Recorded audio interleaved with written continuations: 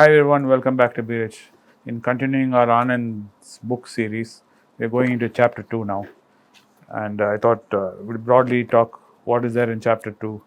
And then we'll ask Kesav, does he think this is important information to an investor? Or he thinks, why do we need to know this? How this is going to help me invest? Because Anand's dedicated a whole chapter to this. Okay, sir. Let's see, sir, what's on there. Okay. Second chapter is called business cycles. Okay, sir. Okay. First, he talks about the role of the government in the economy. What does the government do in the economy? He gives many examples globally about the OPEC oil shock. Then he talks about how it affected India. Then Narasimha Rao's government. Then how India had to pledge its gold. All these famous historical things that happened to India, and how stock exchange was opened, SEBI was opened. Then he talks about there are two types of economies. Okay, sir. One is called the open economy, the other is called closed economy. What do you think the difference is? Logically, thinking, hearing the word open economy, closed economy, what do you think the difference is? Open means it's open to everyone. Correct. Closed means? It's only for the government. Correct. Correct. Oh, Absolutely right. okay, sir. See, you're not very far off from knowing everything. Using logic, most things are easy to understand. Yes. Closed economies is, it is state run, state controlled. Okay. When India got its independence, the Indian government took control over a lot of industries. All private banks went away. Government of India said, all banks are in government banks. All heavy industries, manufacturing big goods, like turbines and everything, what you see, industrial machines, all became government. Okay. Like that, government took over lots. So that's why they say nationalized. Correct. Okay, sir. So when you say nationalized, that means the companies. Government. Sir. Air India was a private airline owned by Tatas. Government just grabbed it and said it's ours. It's Indian people's. Okay, sir. Right? This all happened. So that is how communism and socialism works. Where the government, state controls everything. And they divide the profits and give each individual citizen. Like what you see in China, communism, socialism, what they say. This is not conducive to capitalism. It's against capitalism. Capitalism and free market is each person tries to do business by themselves, and based on your merit, how good your business is, how well you run your business either will grow and thrive, or because you're not running your business very well, it will collapse. It's allowing nature to take its course. In a closed economy, nature never is allowed to take its course. The government will keep on stepping in. Okay. That is where cronyism comes. What you hear, capital cronyism, that cronyism meaning favors. You have seen it in government. And all these movies you have seen, where government officer will be made to do favor. Bank loan favor. That Tuniva movie also. Understood, sir. Okay. Where the bank manager will say, okay, you're giving me one scooter, one TV, your loan is approved. I know, sir. Okay, in the simplest form, the comical form. That is encouraged in a closed economy because people are given a lot of power. When people have a lot of power, everyone is corrupt. If every day you're looking at me and I make you say, sir, stand with me, that means I have that power. So that I can ruin your life. So you will try and make me happy all the time. But in a free market, that doesn't work. Okay. If I don't have any stuff, if I don't have anything of value, you will not come to me. You will not want to work with me. You will have choice to go to somebody else. Like engineering colleges. Depending on the faculty and the teacher, you decide to go there. But if there's only one engineering college for everybody, then you don't have a choice. Correct? Correct, sir. And that problem is there in our education system. There might be many colleges, but all exams are decided by the government. The government decides the paper, the government will grade the paper. What's the point of the college? There is no free, real education happening. These colleges are just one vessel, but everything is government control. Degree is given by the government. Madras University gives degree, or Anna University gives degree. Basically, one of them, you're actually getting a degree from them. You're not getting a degree from that college which you studied. Yeah, sir. So the facilities and anything in the college is no use. So that is the problem. That is not a closed system, nor is it an open system. India was like that, our economy. Slowly, during Indira Gandhi closed it. Then slowly, when Manmohan Singh and Narasimha Rao came, they slowly opened it up. Okay. Before, like Anand will famously say, before 1992, 1990s, he has to stand in a queue to collect one milk packet. You have to get up early morning and go stand in Avin booth. You don't even see those booths anymore. Yellow, blue color booth. Okay. Metal dabba booth will be in all the corners. Yes, sir. Open like this. Yes, and Avin will be there. You have to get Avin card. It's very hard to get that card. Okay, then you have to go stand there, and they'll punch the card and give you one packet of milk.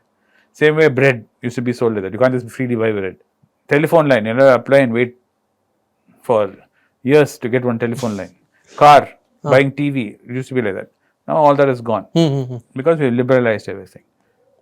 Government still controls certain things, but certain things, most of it has been opened up in the Indian economy. Okay, sir. Right?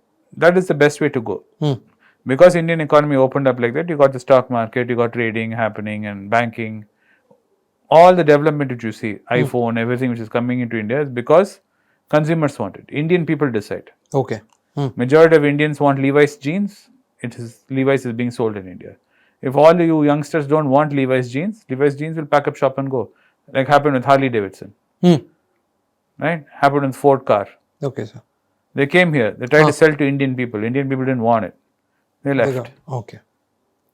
You understood? That is open. And that's good.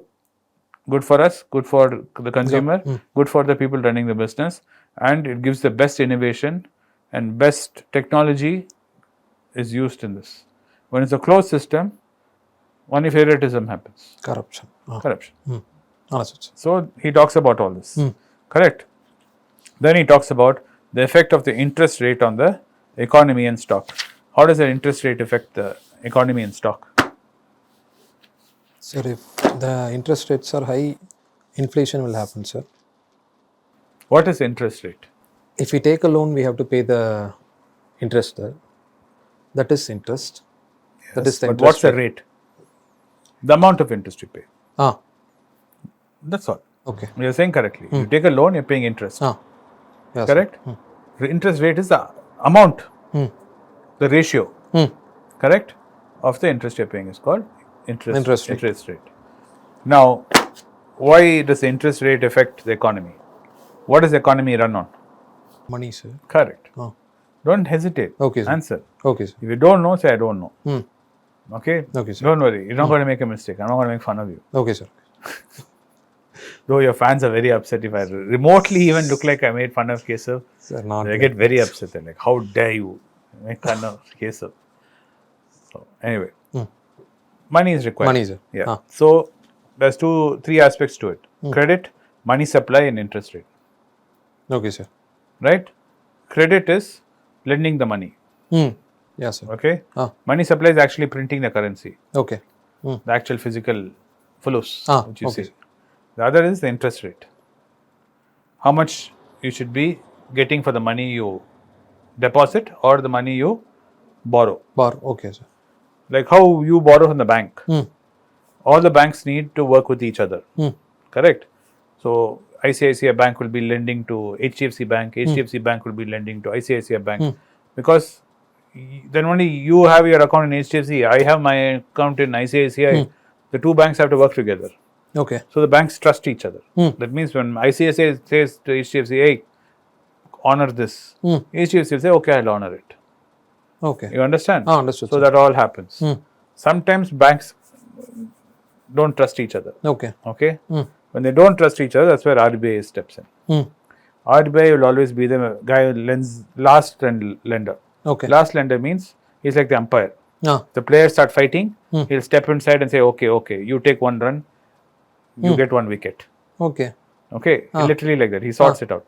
Because sometimes a bank will find it hard to borrow money. So RBI will make sure the bank doesn't collapse. The RBI will step inside, lend it money or merge to help that bank merge with another bank. Will make sure the economy is running smoothly and the money supply, the blood in the economy, which is money, is moving freely through the system. Okay, sir. RBI does that. That is the money supply. Interest rate is RBI will decide. There's two rates. One is called the repo rate. The other is called the reverse repo. What is the repo rate? Anand will always keep saying the repo rate. Repo rate. I don't know, sir. You already know it. It's just a fancy name for the same interest rate. When RBI is lending you money, you have to pay interest to RBI, no? Yeah, sir. The RBI is lending case of bank money. So case of bank has to pay RBI interest. Yeah, sir. That is the Oh, repo rate. Correct. Okay, sir. Now reverse is, you have a lot of cash. Ah. You don't know what to do with your cash. So you give it to RBI. And RBI will pay you interest. Okay. Like an FD. That is Reverse repo Correct. rate. Okay. Understood, sir. Understood? Ah. It is the interest rate for the banks. Okay, sir. Okay, sir. When the bank is going to RBI and borrowing money, that is repo. Repo. When the bank goes to the RBI and says, here, keep all this extra Reverse cash I have, reverse you repo. keep it. Ah. This is a reverse. Reverse repo. Understood, sir. Understood. Understood? Now, we have basically understood all this. Now, what is basically, how does a economy work? How does the country get revenue? Sir, economy. Okay, let me say like this. Okay, sir. When you make a budget, you take the salary which you're getting and you create a budget. Yeah, sir. How does the country make a budget? Does the country do that? In our country, All countries. You know how they budget? GDP. No, not GDP. You know how they budget. Don't get confused. Don't walk away from me. Okay, Come sir. back here. Okay, Only talking about budget. Okay, sir. Budgeting is, you have 100 rupees salary you're getting. Ah. Then you decide this month I'm going to put 2 rupees for petrol, Ah. 5 rupees for rent. You decide. How does the government do it? A country do it? I don't know, sir. They do it the other way around. They decide this month I have to spend 400 rupees for rent, 600 rupees for petrol. They'll add it all up. I'm going to spend. Okay. Then they figure out how they're going to get the money for it. Okay. First they put the spendings. Yeah. Then They will. first decide all the spending I'm going to do. Okay. Then they'll say, okay, where are we going to get this money from? This is what happens in the budget basically. And to get all this money, that's why they do tax and indirect tax. Okay. So they decide, okay, we need so much of money. Petrol, people are taking petrol from us. No, let's put some tax on that. Okay. Okay. If people are working, getting income, no, let's raise the income tax slab like this. And so much money we'll get from here, so much money we'll get from there. And that's how they plug the hole. Okay. And the difference between what they're able to get and what they're spending, that is called the deficit. Deficit means the gap. Between spending The actual and meaning of deficit is gap. Okay. The gap between what the government is able to actually get and what it's spending is the deficit. That's the gap. Okay, sir. And that gap, if it widens, is a problem for the country. The country will always try to make that gap small as possible. Correct? That's what the government's role in the economy Role in the is. economy. Okay, sir. Okay? Broadly speaking. So he talks about all that. Then he talks about what the real interest rate is. Real interest rate is the bank rate minus the inflation. So the real interest rate will always be negative. Because bank rate, let's say, is 6%. Inflation is at 7%. That means the real interest rate is minus 1. That we have already discussed. You have understood that. We've done many examples about FD and how FD is useless, and we have spoken that. Correct? He talks about that in example. Then he talks about how does interest rate affect the stock market. How does interest rate affect stock market? How do you think? I don't know, sir. Same way. Let me explain it for you in your level. When the amount of interest you have to pay for a loan you take is 0, you don't mind taking the loan. Let's say, Kesav, you need 100 rupees, I give it to you. Let's say, Kesav, don't worry, you pay to me next month, no interest charge. 100 only. Yeah. You're like, hey, it's cool. You don't mind borrowing more money because you know you're not paying extra. Let's say suddenly I say from next month on, hey, Kesav, it's getting tough for me, man. Every month, for every 100 rupees, you have to give me 10 rupees. That's 10%. Immediately you start slowing down. You'll be like, I don't need to borrow maybe so much. Yeah, sir. You understand? Understand, So what happens when your bank raises the interest rate is, like what you said, they do it to fight inflation. That means the free money which is flowing, the circulation of the money in the economy starts tightening. Okay. It's like diet. You're saying, Vinod sir, you're eating too much pizza today. You need to lose weight, sir. You only asked me to help you. Let me take this pizza away from you. That's what, when you raise interest rate, that's what you're doing. You're slowly removing more and more money out of the economy. Yeah, sir. Okay? Causing it to slow down. So when that happens, companies find it hard to borrow money. Because if they're borrowing money, they have to pay a higher interest. Correct? And if their cost is going up, they pass it on to the consumers. So everything slows down. Economy slows down. That means they're making less profit. If they're making less profit, that means the stock prices don't look so good anymore. The PE ratio starts going up The price because it's earnings per share, right? pressure. The earnings is going down, the share price is still staying the same. The ratio starts changing, it starts going up. The PE ratio starts going up. Yeah, sir. So the starts correction comes in the stock market. I'm basically explaining in a very simple way for you. So this is how the government's decisions to change the interest rate starts affecting the stock market. Understood, sir. You understood? So someone says, why are you bothered about the interest rate? It's got nothing to do with the stock market. You can say, boss, no man. Of course, it directly affects the stock market. He says, why is it affecting? Businesses can't borrow money and take money. Yeah, sir. That cost becomes expensive and they'll pass it on to us. Earnings go down. So I can explain it. And anyone asks you. Understood? Understood, sir. So this is why stock market's correct. Okay, sir. Understood? Understood, sir. In the next video, I will tell you why it's a good thing for this to happen. This one, sir. Yes, the stock market collapsing, you as an investor, why it's good. Though it sounds like what you're saying, sir, doesn't make any sense. Yeah, sir. Yes. Why you're saying is it good for me? I'm an investor and you're saying it's good for me if the stock market collapsed. Why is it good? I'll tell you next video. Okay, sir. Why Warren Buffett says it's a good thing. And what he does, I'll tell you. Oh, Warren Buffett said that. Yes. Okay, sir. Not only Warren Buffett, all big investors say. Okay, sir. All right? Okay, sir. Done. Chalo. Thank you for watching this video. If you like this video, hit the like, share and subscribe button. Don't forget to hit the bell icon. If you forget to hit the bell icon, whenever you post a video, you will not get notified. Thank you for watching, Biraj. Today I want to tell you that I'm going to be in Singapore and we are going to have an event on the 29th of April 2023. My team will let you know the location later as we come closer to the event. But the event is fixed on 29th at Singapore. Those who want to meet me in Singapore, either at the meeting or personally, can contact the WhatsApp number below or send a mail to the mail mentioned below. I will see you in Singapore. Once again, thank you for your support for Biraj. It's a great privilege and honor that so many of you in thousands have subscribed to my channel and have supported me. I have written 2 books in English, The Alchemy of Money and Ordinary Stocks, Extraordinary Profits. These books are published by us and are ready. If you want to procure a copy, send us a message to the WhatsApp number given below and my team would respond to you. If you want an Amazon Kindle copy, you can click the link below.